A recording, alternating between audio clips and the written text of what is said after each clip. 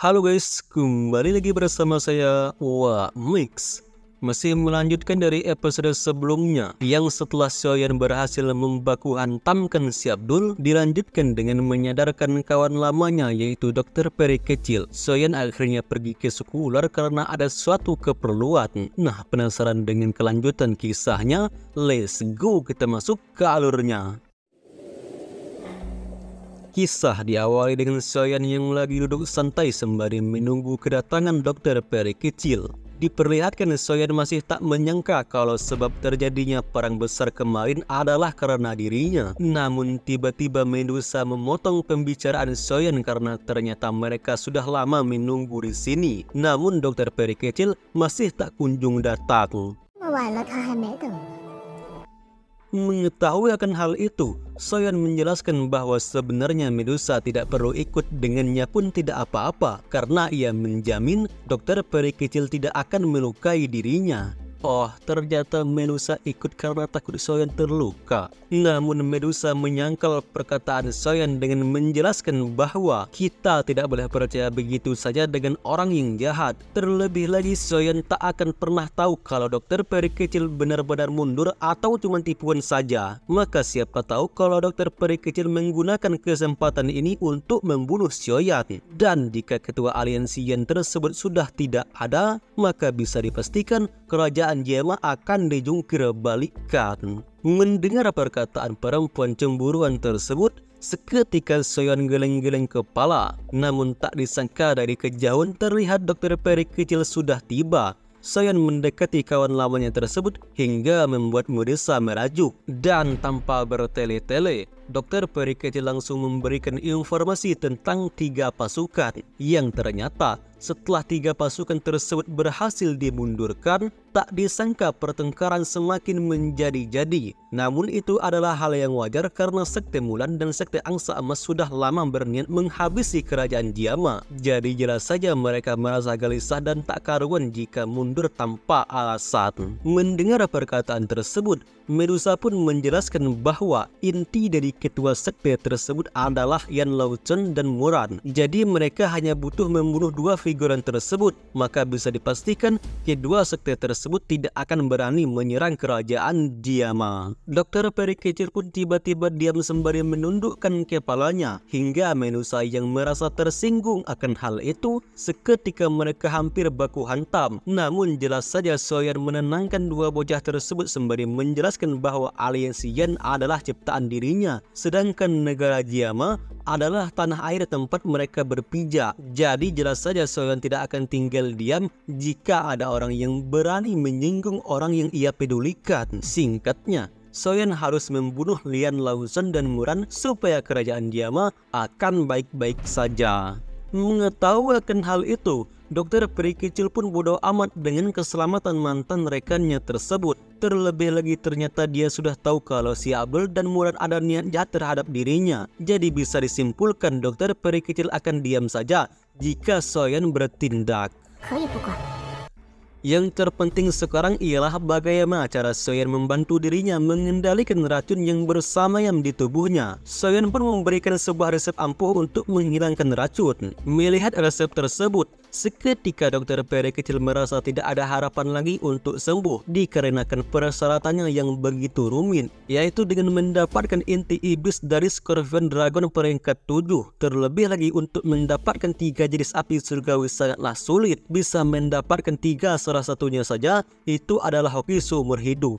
Mengetahui kekhawatiran kawan lamanya tersebut, seketika Soyeon menunjukkan 3 jenis apinya. Namun Dokter Peri kecil tetap saja merasa putus asa karena walaupun sudah ada 3 jenis api, namun tetap saja mendapatkan 2 bahan lainnya itu adalah hal yang sulit. Soyeon pun menegaskan bahwa tidak usah putus asa karena lebih baik gagal karena mencoba daripada tidak pernah mencoba sama sekali. Terlebih lagi sesulit apapun bahannya, sebagai kawan yang baik, Soyeon akan membantu Dokter Peri kecil mencarinya. Sebelum berpisah, Dokter Peri kecil memberikan batu gio untuk membunuh Yan Lauchen dan Muran nanti. Hingga setelah bercakap-cakap begitu lama, Dokter Peri kecil pun pamit undur diri dan adios. Diperlihatkan sepertinya Medusa masih tak senang dengan keakraban Soyan dan Dokter Peri kecil. Ia menyindir Soyan dengan perkataan halus. Soyan pun menjelaskan bahwa Dokter Peri kecil hanyalah kawan lamanya saja. Dan ya, Medusa semakin melaju sembari menjelek-jelekkan nama baik Dokter Peri kecil. Medusa menghadap ke belakang sembari memperingati kepada Soyan bahwa bocah tersebut harus ikut bersamanya ke suku ular besok, dikarenakan beberapa tetua suku ular ingin menemui Soyan. Tak tahu apa yang diinginkan para tetua suku ular, yang jelas itu adalah hal yang penting.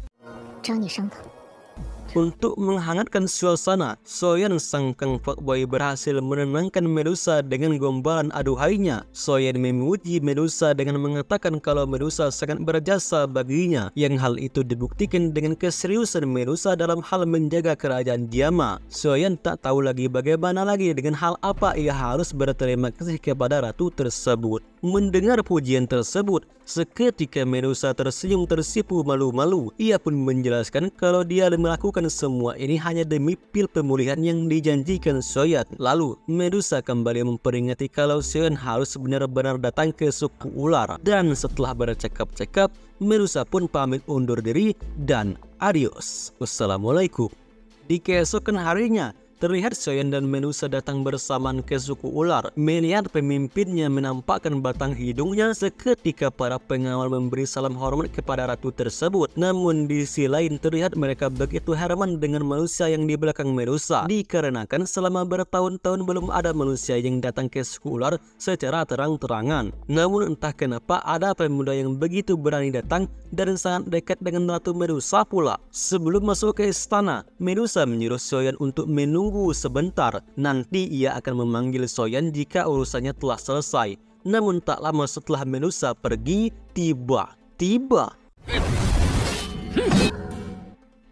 Tiba-tiba saja Soyan dikejutkan dengan kedatangan si Aldi. Namun beruntung, Medusa cepat mencegah dua bocah tersebut sehingga pertarungan antara si Aldi dan Soyan pun dapat dihindarkan.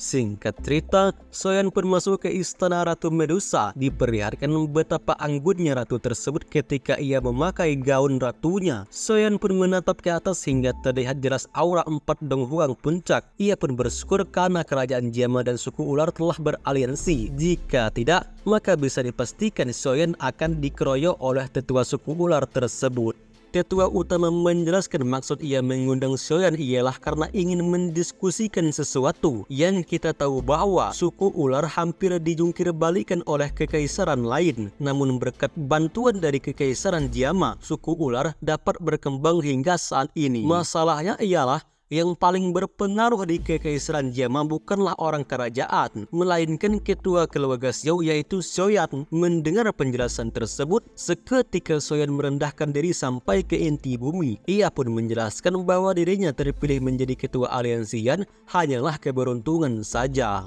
Namun jelas saja beberapa tetua tidak akan percaya dengan perkataan Soyan. Dia pun menguji Soyan dengan kekuatan ularnya, dan seketika itu Soyan menunjukkan api langkanya hingga membuat si tetua kena mental. Soyan pun meminta penjelasan atas alasan apa mereka mengundang dirinya. Segera jelaskan dan tidak usah berbelit-belit. Si tetua pun menjelaskan bahwa inti dari penjelasannya tersebut ialah masalah pil Ratu Medusa, dikarenakan ratu tersebut sedang dalam masa Simbrikitiu, dan jika dalam waktu 2 tahun Soyan tidak berhasil membuat obat penyembuhan Medusa, maka bisa dipastikan ratu tersebut akan meninggoy. Mendengar penjelasan tersebut, Soyan berjanji bahwa dalam waktu 2 tahun ia akan berusaha membuat Medusa bahagia. Sembuh. Terlebih lagi ini adalah masalah hidup dan matinya Medusa. Jadi tentu saja Soyan akan melakukan apapun demi keselamatan nyawa calon istrinya tersebut. Mendengar perkataan tersebut, seketika para tetua terkejut sampai tak bisa berkata apa-apa. Meski mereka tak tahu apa yang akan Soyan lakukan, namun mereka siap mengabdi kepada tetua aliansian tersebut jika Soyan benar-benar menepati janjinya. Sementara untuk Medusa, terlihat ia tersenyum bahagia dengan ucapan manis Soyan, dan sekiranya tidak ada lagi yang perlu dibicarakan, Soyan memutuskan untuk pamit undur diri dan adios, wassalamualaikum. Namun para tetua melarang Soyan untuk pulang terlalu cepat, dikarenakan mereka sudah mempersiapkan jamuan sederhana untuk dimakan. Singkat cerita, sore hari pun tiba. diperlihatkan betapa khawatirnya Soyeon dengan Medusa. Ia pun berjanji bahwa secepatnya ia akan mencari bahan obatnya untuk Medusa. Namun Medusa menyarankan ke Soyeon untuk tidak terlalu banyak memikirkan tentang dia. Terlebih lagi energi yang dideritanya tidak bisa berbuat apa-apa. Kekuatan roh peneran langit semakin melemah bagi Medusa, dan setelah Soyeon berhasil membuat pil penyatun roh dan langit, maka besar kemungkinan ratu tersebut akan sembuh.